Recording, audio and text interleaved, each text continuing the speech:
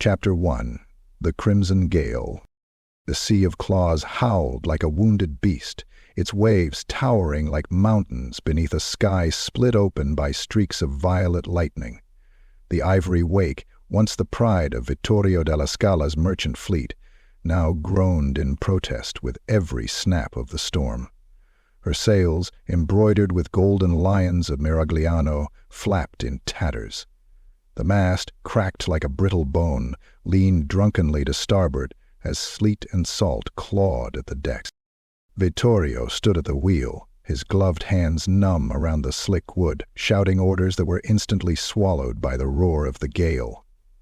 His once exquisite velvet doublet clung to him like a second skin, soaked and shivering. He could no longer see the stars, nor the coastlines etched in his mind's map. Only the black horizon and the shrieking winds remained. "Read the foresail! Drop the main! Now!" he screamed. The crewman, young and wide-eyed, slipped on the tilting deck and vanished over the edge without a sound. No splash, no cry, just gone, swallowed by the abyss. Vittorio didn't even know his name. Lightning cracked again. So close it lit the entire world for a heartbeat, and in that stark glare, he saw it. A jagged silhouette on the horizon, rising from the waves like a hungry maw. Cliffs, cruel and sharp, with dark spires impaling the sky beyond. Land. But not salvation. A grave. "Turn her! Turn her!" Vittorio roared. But it was too late. With a gut-splitting crunch, the ivory wake slammed against unseen rocks. The hull burst open like a melon beneath a mace.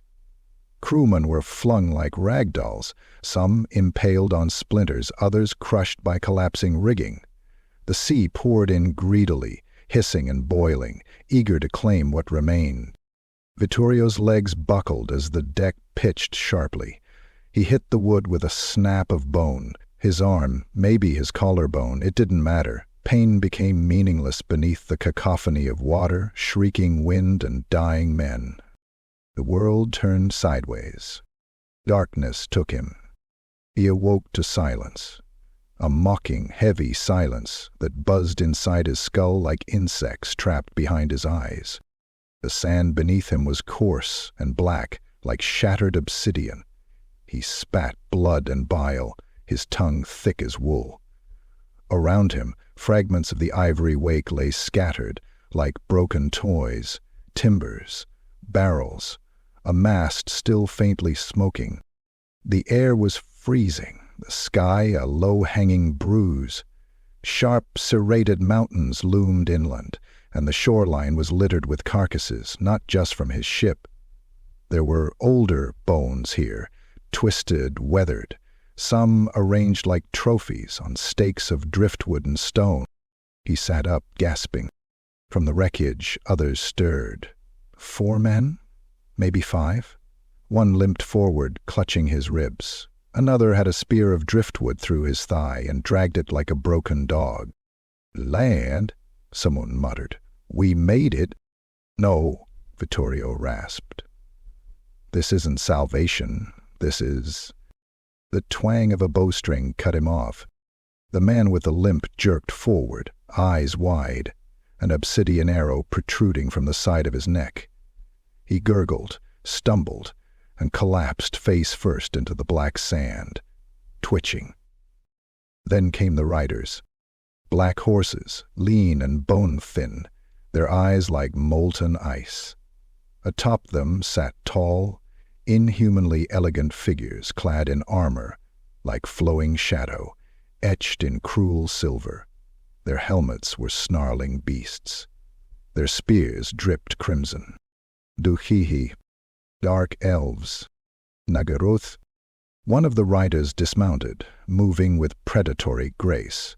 She, Vittorio thought it might be a she, wore a corset of flayed leather, her pale face serene with disdain. She stepped over the corpse of the man she'd shot and examined the survivors like cattle. "No words," she said, in perfect Italian. Vittorio's blood froze. You are property now."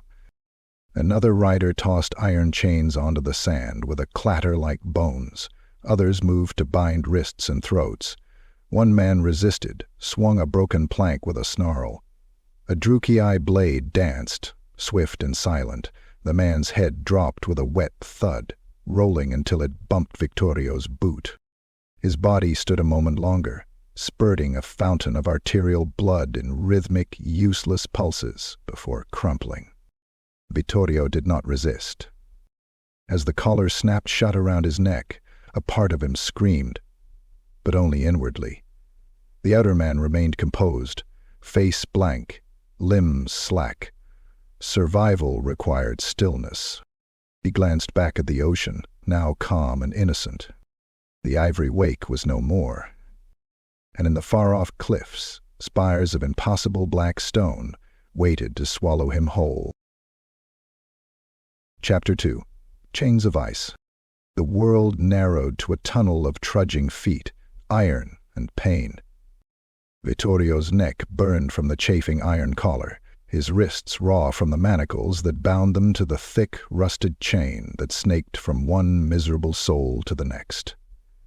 Snow fell in lazy, mocking spirals, coating his tattered merchant's coat until it sagged with wet, freezing weight. Each breath he drew was like inhaling broken glass. The cold gnawed through skin, into marrow, past bone, as if it wished to extinguish every ember of warmth and hope. The march had begun at dawn, though in this cursed land the sky never changed, gray, stormy, and eternal. Their captors rode on horseback, or followed in narrow-bladed chariots pulled by beasts that snorted steam and blood. The wheels of those chariots were adorned with impaled skulls, some still fresh enough to drip. Vittorio glanced sideways. To his left trudged a dwarf, squat and bleeding from dozens of whip gashes. His beard was matted with ice and vomit, and both of his eyes were blackened to swollen slits. A slaver had broken his leg earlier for collapsing, then ordered him lashed back into the march. Now he limped, dragging the splinted limb like dead meat behind him. To his right was a woman, Norse perhaps, with shorn hair and haunted eyes. She wore nothing but a blood-stained tunic. Her feet were blue, toes blackened. She muttered to herself in some guttural dialect, unaware of where she was or who walked beside her. And ahead, the landscape unrolled like a nightmare tapestry. Jagged trees with bark-like skin and branches that twitched in the wind. Crags shaped like fangs. Even the snow seemed to carry a scent, coppery and sour. Somewhere far off, something screamed. Not man, not beast, something in between. A slaver's whip cracked the air. Vittorio flinched reflexively, though the lash struck a tall Britannian ahead of him, slicing open the man's back in a perfect arc. Blood steamed where it fell. No talking, no resting. You die when we say, the Druki shouted, his voice like a saw dragged across silk. The Bretonian groaned, but kept moving.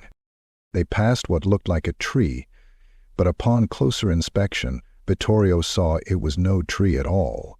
Dozens of bodies had been fused together, bent and tied into an imitation of bark and branch. The figures twitched, moaned, whispered. One opened its eyes, milky and wide, and met his gaze. Let it in. It croaked. Vittorio looked away.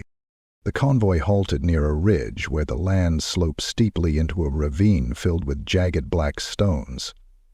The Druki guards shouted in their cruel, liquid tongue. One slave, a hulking orc who'd been growling under his breath the entire march, took the opportunity to break free. He roared, snapped the chain from his wrist with a violent jerk, and charged the nearest elf. The orc's fist connected, sending the slaver sprawling in a spray of teeth and black blood. The retaliation was immediate. From atop a nearby ridge, a Druki noble raised a long, slender staff. At its tip, a crystal pulsed like a sick heart. With a whisper, a bolt of withering black fire shot forward. The orc stopped mid-step. His skin boiled off in strips. His eyes exploded from their sockets. The corpse collapsed in a pile of hissing bone and meat. No one cheered. No one cried. The noble descended. Clad in armor shaped like flayed bone, she walked among them with the serenity of a priestess in a garden. She passed by each slave, inspecting them. When she reached Vittorio, she paused. "You are Tylan," she said, her voice cold and precise. "You deal in silk and wine." Vittorio met her gaze. "I did." She smiled, an expression that held no warmth. "Now, you are worth less than dung. But you might still amuse the hunt-masters." She walked on. Later that evening, as the sky deepened into a malignant, endless twilight, they were led to a pit camp, little more than a shallow basin surrounded by spikes and overseers. Fires burned, but only for the slavers. The slaves were herded into the snow, forced to huddle for warmth like rats in a cellar. Someone died in the night. A Kislevite froze solid, eyes wide, teeth bared in a snarl.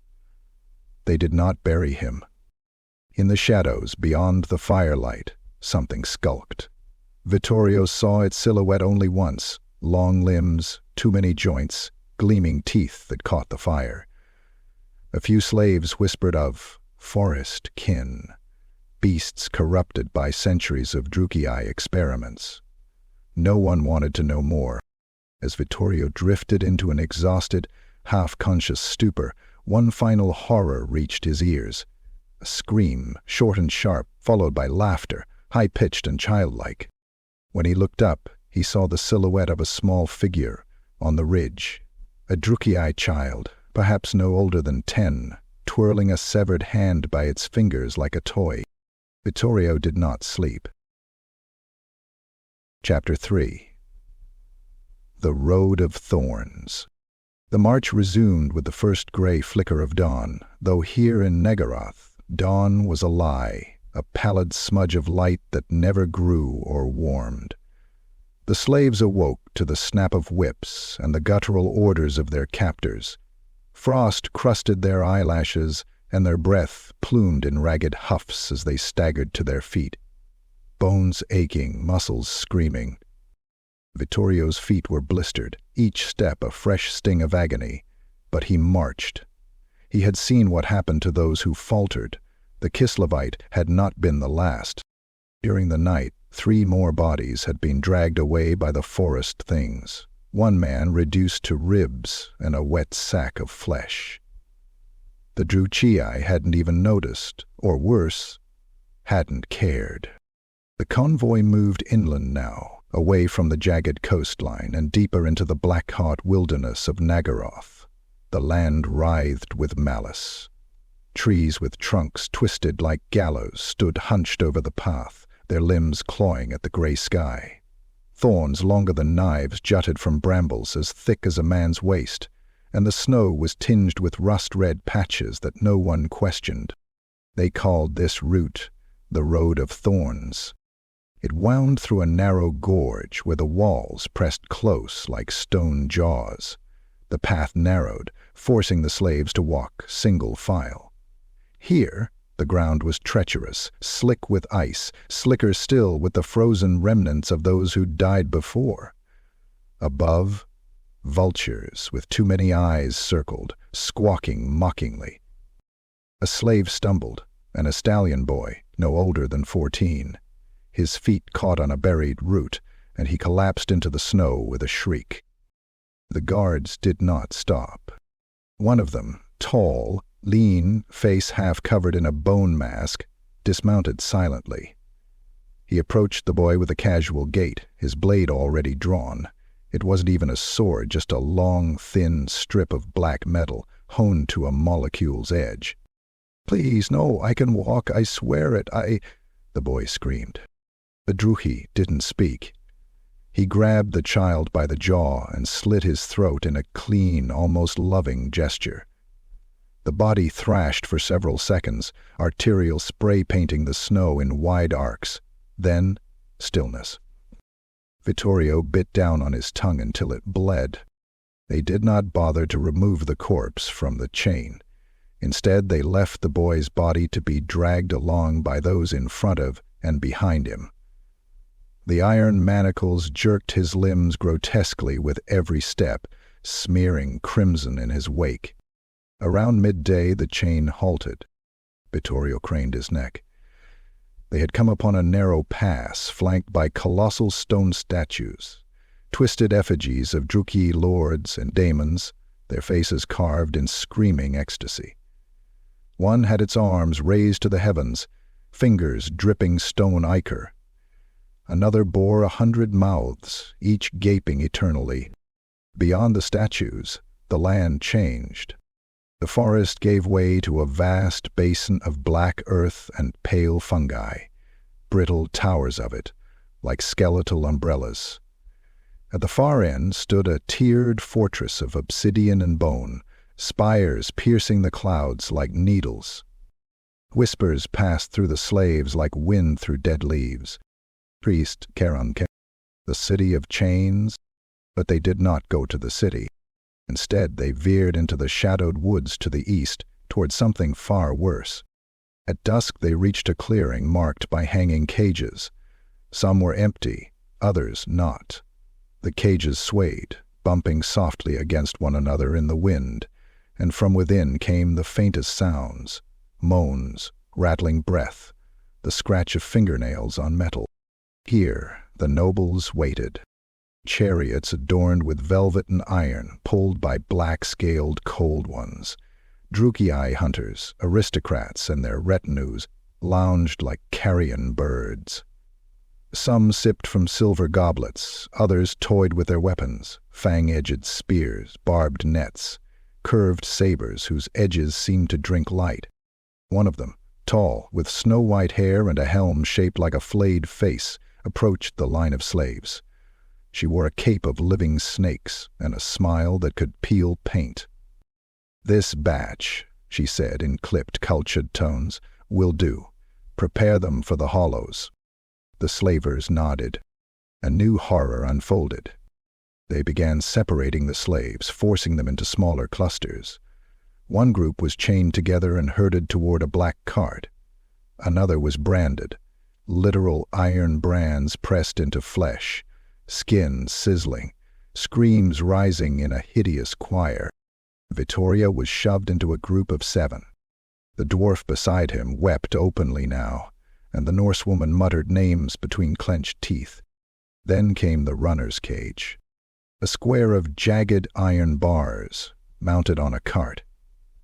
Inside, the floor was lined with blades, thin enough not to kill, but to slice feet and legs open with every shift in weight. The guard pointed at Vittorio. "Marchant, runner." He was hauled out of line, stripped to his waist, and shoved into the cage. The door slammed shut. As the cart jolted forward, Vittorio fell, screaming as the razored floor sliced open the soles of his feet. Blood ran down into the cart's grooves, warm and sticky. From behind, he heard laughter. The hunt was coming. Chapter 4.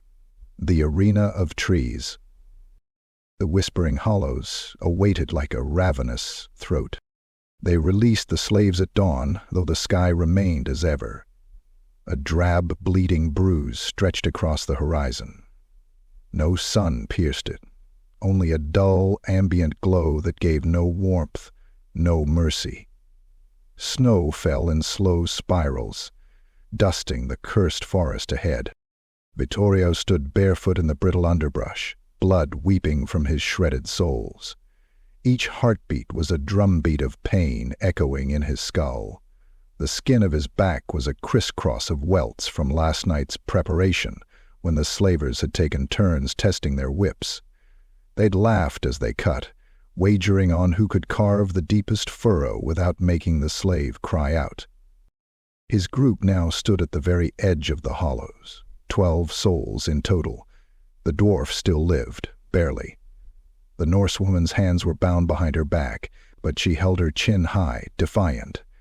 Beside Vittorio stood a new figure, a gaunt, angular woman with almond eyes and a jagged scar running from her cheekbone to her collarbone. An elf, but not like the monsters who owned this place. Her clothes were rags, her body painted in dried blood and ash. She did not speak. A horn blew behind them, long, low, and mournful. A signal. Then came the clatter of hooves. Dozens of Druki riders formed a semicircle behind the slaves. They mounted black-scaled cold ones, monstrous reptiles with yellow-slit eyes and drooling maws. Their saddles were carved from bone, their reins braided with human hair. The nobles were cloaked in flayed silks and crimson-stained armor, their faces painted in theatrical masks, some weeping, others laughing maniacally. One noble stood taller than the rest, his helm shaped like a bat's skull. He raised a scepter adorned with a shriveled heart and shouted in flawless Reichsspiel. Vittorio hesitated. The dwarf screamed first, a hoarse bellow that shattered the stillness, and bolted into the forest. Others followed. The Norsewoman snarled and dove into the underbrush. One man simply stood there, blinking.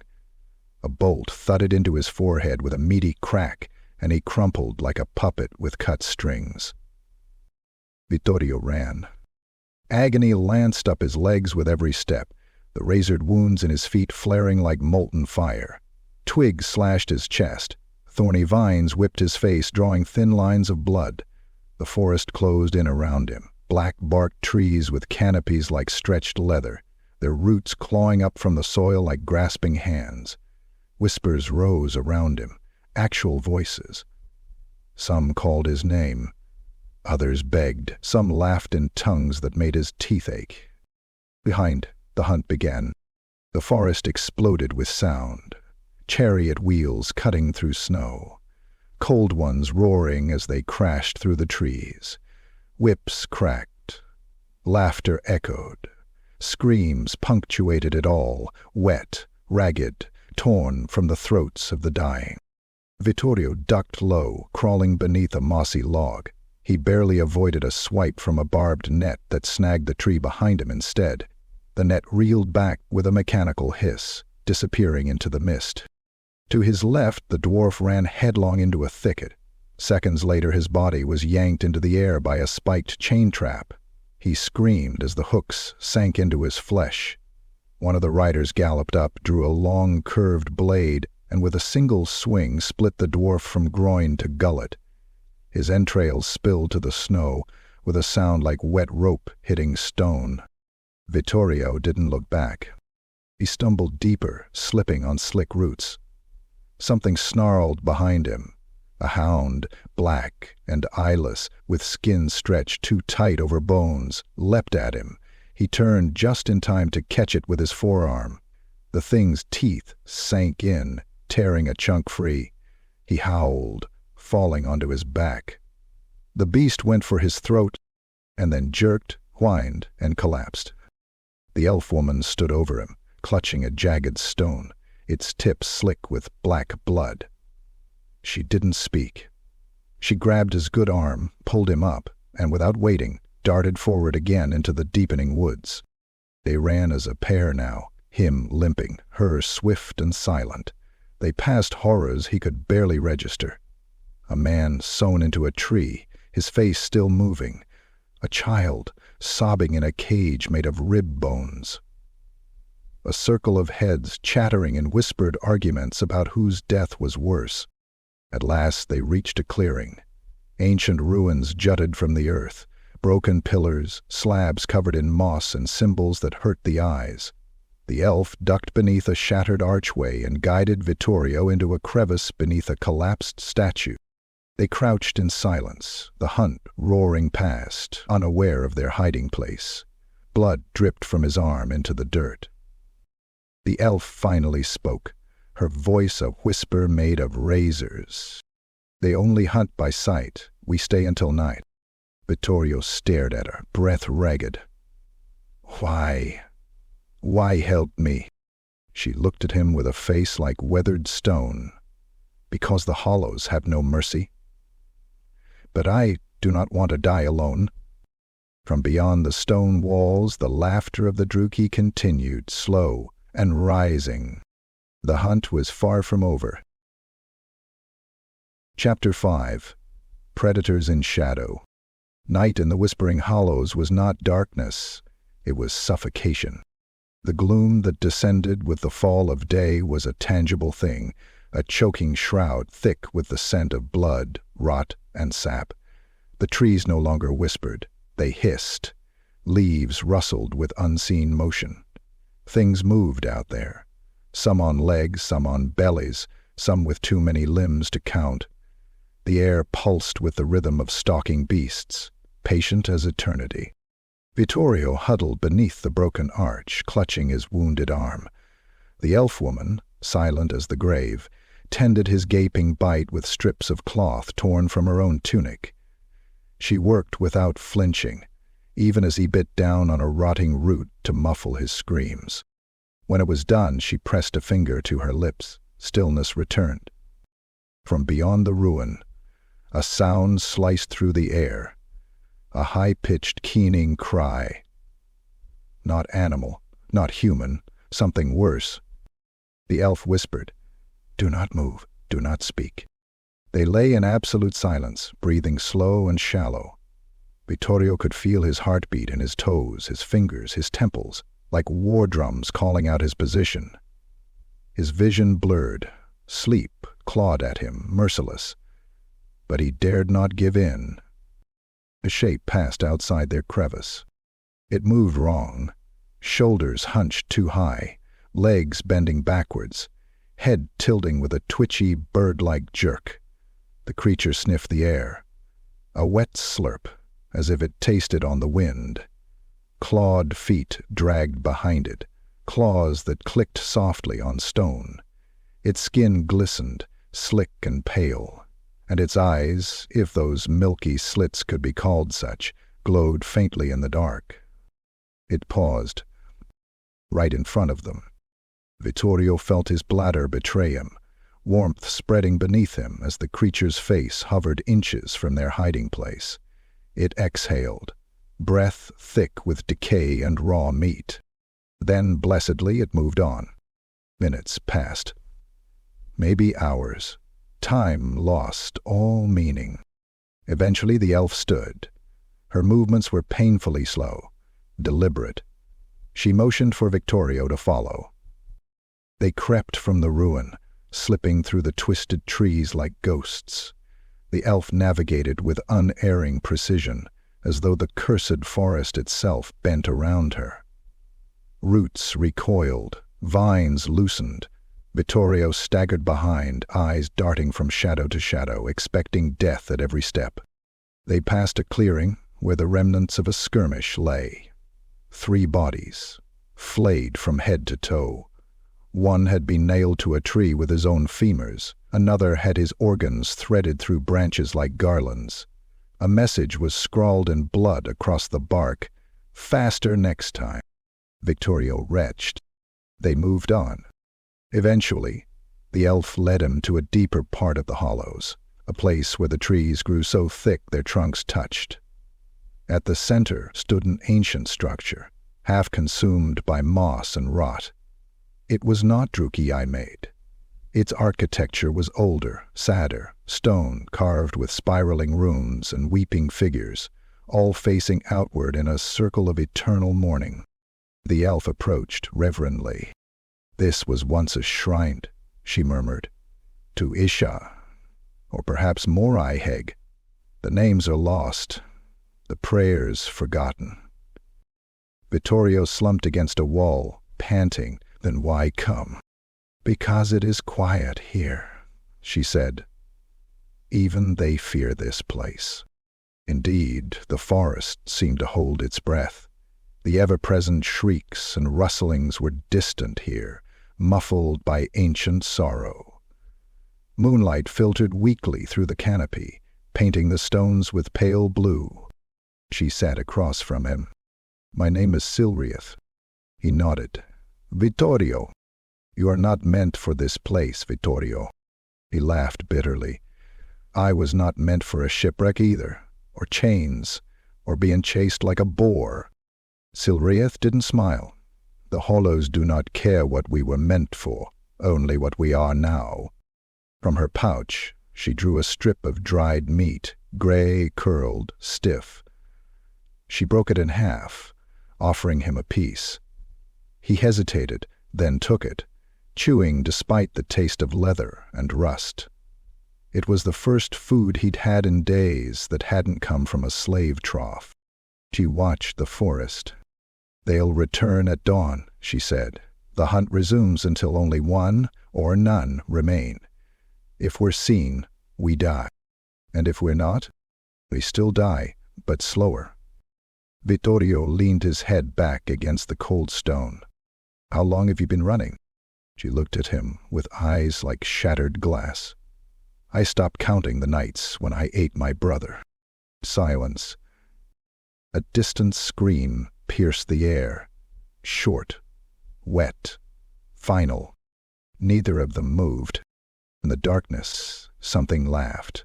High, girlish, delighted. The predators had found new prey, for now. Chapter 6. Ash and Echoes. The dawn was thin and gray, like the skin of a drowned corpse. It crawled sluggishly through the twisted canopy of the whispering hollows, casting everything in a lifeless pallor. The forest did not wake. It stirred, as if annoyed by the interruption of light. Even the shadows seemed resentful of its presence. Vittorio stretched beneath the weeping archway of the ancient shrine, every muscle a knot of pain. His wounded arm throbbed with the rhythm of infection, the bite wound now hot and angry. The skin around it was red and slick with pus. He didn't need a physician to know what was coming. Silrieth moved silently through the shrine, her bare feet leaving no imprint on the loamy soil. She crouched before a shallow basin carved into the stone floor, filled with rainwater and dead leaves. Dipping a hand in, she murmured words Vittorio didn't understand, some ancient tongue, forgotten even by elves, perhaps. Isha will not answer, she said softly. Isha's dead, Vittorio rasped, clutching his side. Or blind. Silrieth didn't argue. They set off as the wind picked up, carrying with it the scent of smoke and charred meat. The forest grew darker as they moved, and colder, though no snow fell. The air was heavy with ash. The ground changed. Gone was the brittle underbrush and thorn-choked trails. Now the soil was black, like scorched bone, and dotted with fragments of metal and glass. Trees here were hollow, some carved into shrines, others fused with the remains of slaves and animals alike, twisted into grotesque totems. Then they saw the pyres, 4 of them spaced like cornerstones of a great, invisible temple. Each one a pillar of wood bound with wire, heaped with corpses. Not burned to ash, charred, smoldering, meat half-cooked, faces locked in screams. Some were still twitching. One opened a mouth as they passed and tried to speak, only for his jaw to fall loose, melting from the heat. Vittorio gagged. "Hey?" he asked, voice hoarse. Silrieth stared at the pyres. The nobles sacrifice the unworthy. Too broken to entertain, too weak to run, the fires feed the hunt. A sudden rustle snapped them to alert. Silrieth dropped into a crouch, dagger drawn from within her tunic, black steel curved like a crescent moon. Vittorio pulled a half-splintered stake from a nearby tree, his grip trembling. A figure emerged from the underbrush. Tall, lean, graceful, ruchie, but not a soldier, not a hunter. This one wore robes, not armor, and a circlet of bone around his brow. In one hand, he carried a staff tipped with a bloodied fang, still slick. In the other, a leering lantern that cast green fire. His face was painted half white, half backet, divided down the nose. His eyes were solid red, pupils thin slivers of malice. A wanderer and his pet, he drawled in perfect Tylene, voice like velvet strangled in barbed wire. How quaint! He raised the staff. Silriath moved first, lightning fast, a blur of motion. But the elf was faster.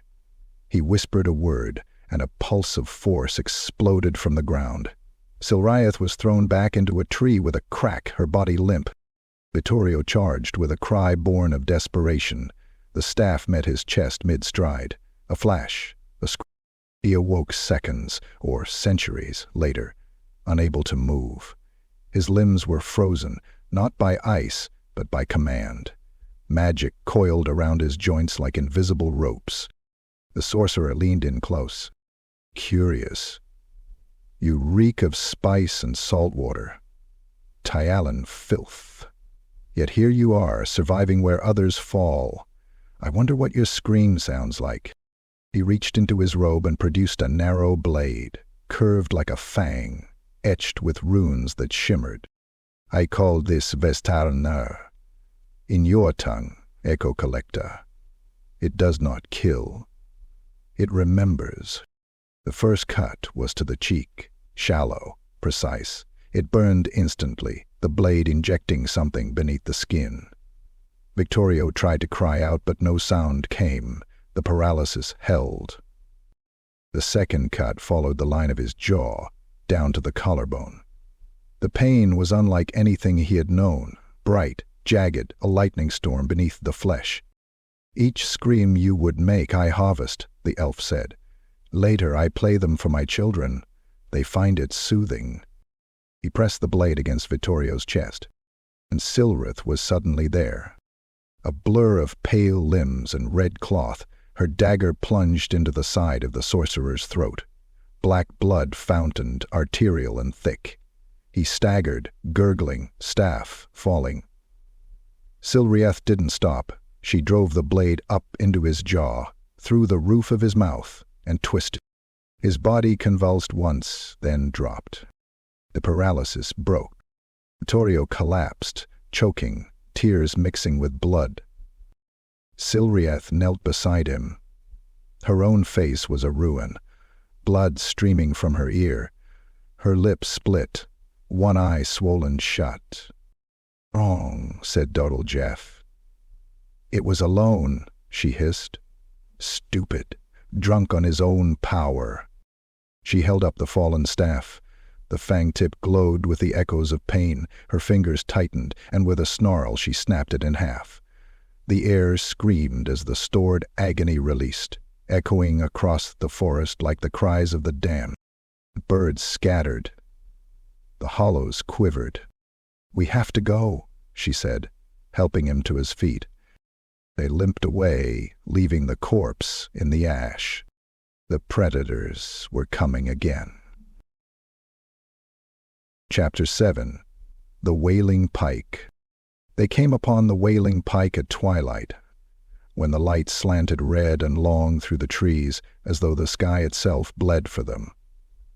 The forest broke at its edge, opening into a glade choked in mist and silence, and there it stood, solitary and monolithic, a tower of bone and obsidian, rising from a mound of frost-bitten corpses. The pike, dozens of feet tall, its surface was etched with runes that writhed when looked at too long. Skulls, both fresh and sun-bleached, were nailed along its length in intricate spirals. Its tip vanished into the gloom above, shrouded in eternal cloud. Vittorio fell to his knees the moment he saw it, sobbing dryly. His blood-caked feet had ceased to feel pain hours ago, now replaced with numb rot. His fingers were swollen, cracked, the skin splitting like old fruit. He clutched the cold earth, barely able to process the sight before him. Silrath remained standing, silent. We made it, he rasped. Isn't this it? You said if we reach it, She didn't answer. He looked up at her. Her face was pale, the healthy kind of pallor now turned ghostly. Her left hand was pressed against her abdomen. When she pulled it away, it came back red. A wound, deep and jagged, ran beneath her ribs. He hadn't seen it in the chaos of the sorcerer's attack. It had been bleeding this whole time. "You're hurt," he whispered, stumbling toward her. She shook her head. "Not much time." He tried to help her sit, but she hissed and fell to one knee, teeth bared. The pike loomed behind them like a silent judge. A wind rose, thin, high-pitched, like a child's scream stretched over a mile. It swirled around the pike, lifting the mist into dancing patterns. Faces began to form in it, slaves long dead, mouths open in perpetual agony. Silriath looked up at it with a bitter smile. "Do you know what the pike is, Vittorio?" He shook his head. "It's a mercy." Vittorio frowned. She gestured weakly. "Slaves who reach it are granted death, quick, by blade or spell, a reward for entertaining their masters, better than the cages, better than the pits." He swallowed, throat raw. "That's the mercy." She nodded. "The pike is sacred to them. A blood monument, a place of ends. Behind them, a horn blew, low and distant. "They're coming," Silri said. From the trees emerged shadows, dozens of riders. Their armor shimmered with cruel sigils, their mounts snarled and frothed. At their lead came a noble clad in a cloak of golden hair, his helm shaped like a shrieking skull. He did not speak. He raised a hand. The riders spread out, forming a circle around the glade. Trapped, Silriath rose shakily, standing before Vittorio, dagger in hand. Her blood ran freely down her legs now, soaking into the snow. The noble dismounted, stepping forward with slow, deliberate grace. He drew a thin sword, black as midnight, and pointed it at her chest. She smiled. "Come then." He charged. She met him with a scream, high and defiant, and they clashed with a burst of sparks. The noble's sword arced once, twice, each movement precise and elegant. Silriath dodged the first, parried the second. But her strength was gone. On the third swing, the blade bit deep into her shoulder. She staggered, blood spurting. He knocked the dagger from her hand. Vittorio cried out, dragging himself forward. His hand closed around a fallen femur, sharp at one end, splintered. The noble raised his sword for the killing blow, and Vittorio drove the bone into the back of his thigh. The elf shrieked, staggering. Silriath surged up, grabbed her fallen dagger and plunged it into his throat. Once, twice, 3 times. He gurgled, dropping to his knees, blood cascading down his chest like wine. She stood over him, panting, and drove the blade one final time through his eye. He fell, dead. The riders didn't move. One of them called out in their liquid tongue. A moment passed. Then they laughed. Slowly, coldly. Silriath turned to Vittorio. Her knees gave out. He caught her, held her in his arms. She was shaking. Blood bubbled from her lips now. "They won't let us leave," he said. She looked up at him, face streaked with blood and sweat. "Then you must run." I won't." "You what?"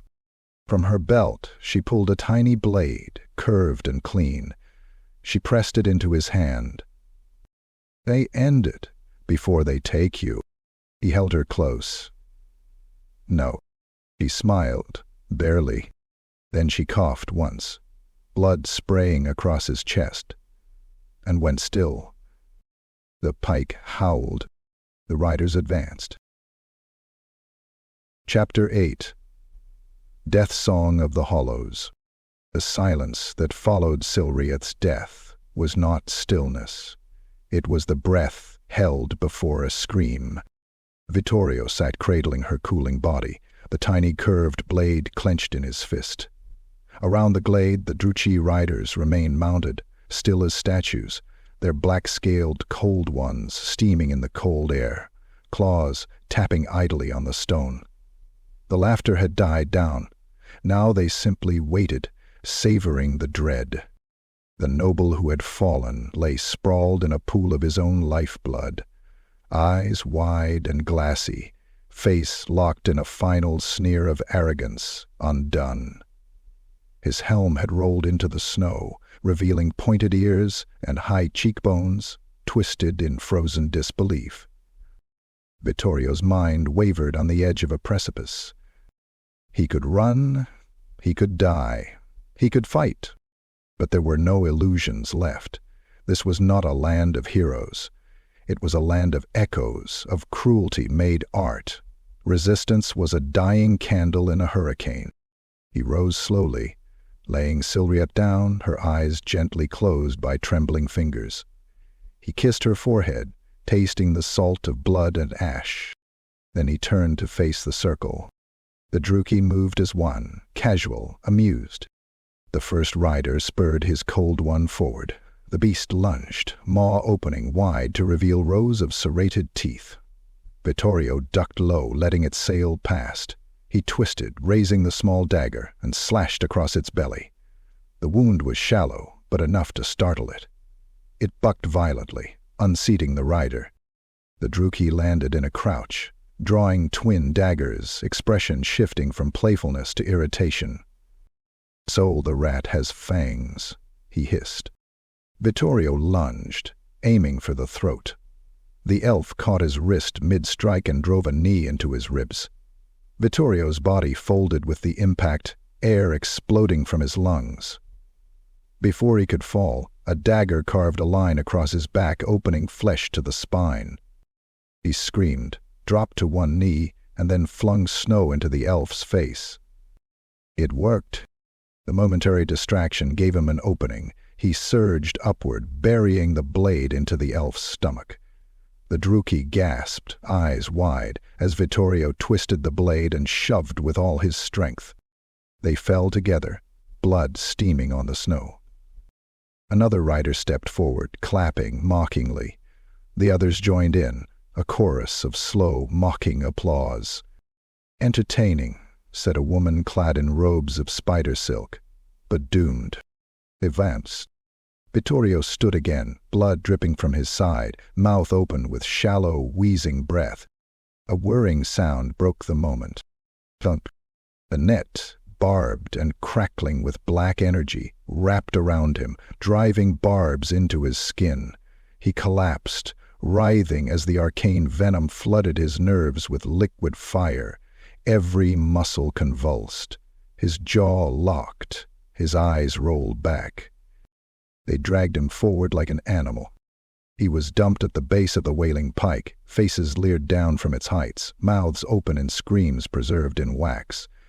As he was pinned down by armored feet, a Druchi sorceress approached with a ceremonial blade.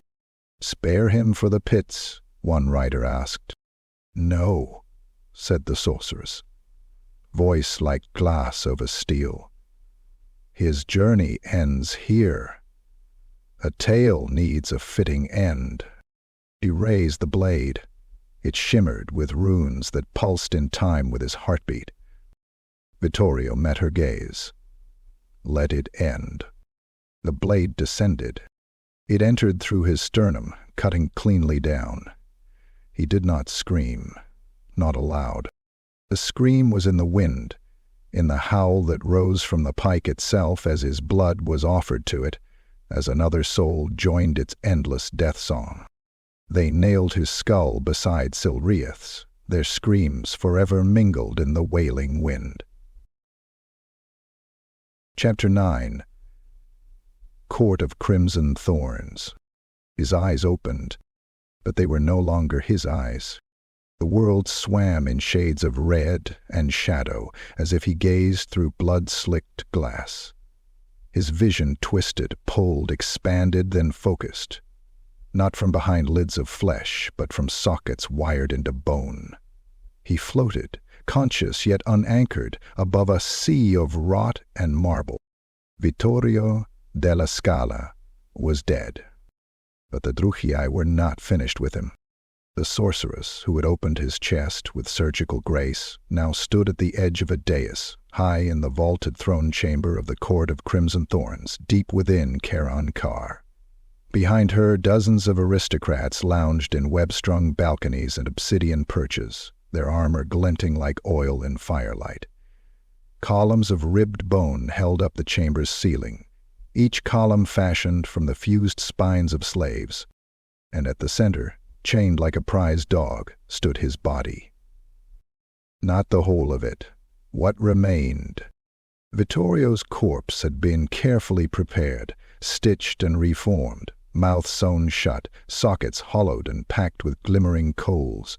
Runes were etched across his ribs in black lacquer, and his skin was painted in crimson spirals. His arms were nailed into a rigid pose, one hand cupped, the other clawed, like an eternal merchant caught mid-plea. Mockery.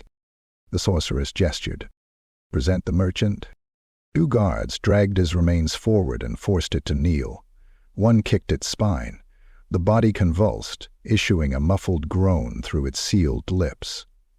More laughter. A murmur of delight rippled through the gathered nobility. "Behold," she announced, "the Tylan who fled death, outran the hunt, resisted the pike's call, and who now graces us with a more exquisite performance than he ever offered in life."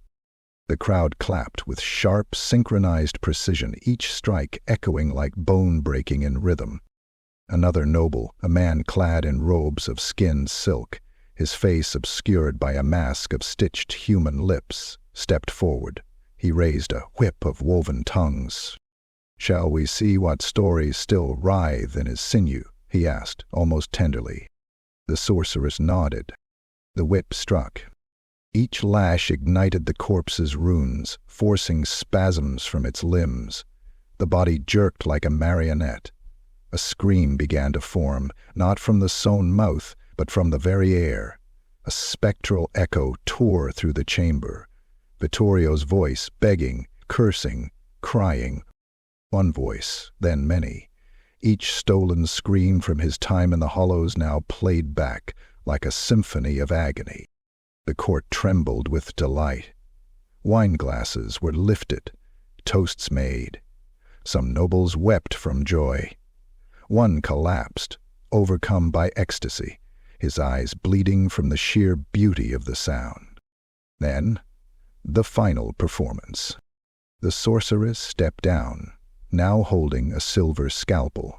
"He will carve the last echo," she whispered. She made a single, shallow incision across the throat. The runes flared, brighter than before, and the chamber filled with one last scream, not of pain, not of fear, but laughter. Wild, unhinged, Dia Vittorio's laugh, stretched into madness. The nobles paused. The laughter echoed again, twisted now, deeper. Something surged from the corpse, not part of the spell. From the torn wound, shadows poured, writhing. Faces formed in them.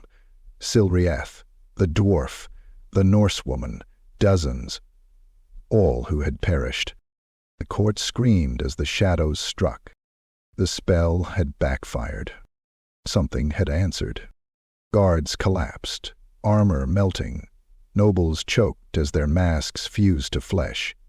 The lip-masked noble fell to his knees, vomiting black blood. The sorceress screamed, clawing at her own face, eyes bubbling like boiling eggs. The shadows consumed them. And in the center of it all, the corpse stood, limp, arms raised in that same mocking pose. The scream of the pike still howled outside, louder than ever. It had claimed its due. Chapter 10. The Ivory Wake. Again. The sea was calm.